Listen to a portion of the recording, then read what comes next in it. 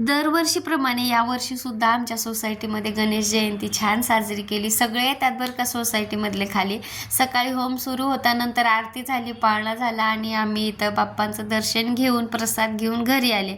तर संध्याकाळी ना एका मैत्रिणीच्या इथं जायचं होतं हळदी कुंकूला, पण एका साडीसाठी मी एवढा सगळा पसारा करून ठेवला होता. पहिल्या वेळेस नाही, माझं हमेशा हेच होतं बरं का, पसारा होतो माझ्याकडून.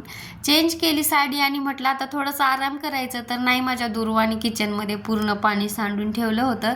तेच पुसून घेतलं. नाही, थोडंसंही कुठे राहिलं ना, लेकरं खेळतात पळतात आणि पडले की मग लागायचं जास्तच, म्हणून सगळं स्वच्छ पुसून घ्यावं लागतंय.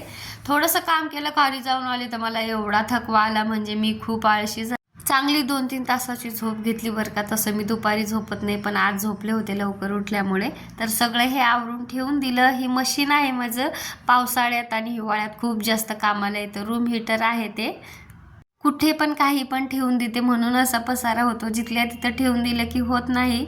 2-3 दिवस असा पसारा होऊन जातो आणि मग नंतर खूप जास्त दिसला ना तर मग एकदाच आवरून घेत असते.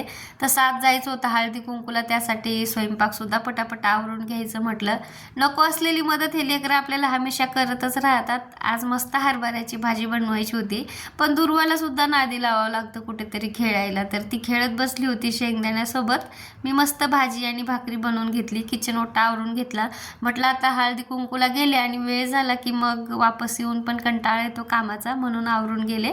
मस्त इथं हळदी कुंकू बोलणं झालं. व्लॉग आवडला असता लाईक करा, सबस्क्राईब करा. भेटूया पुढच्या व्लॉगमध्ये. बाय.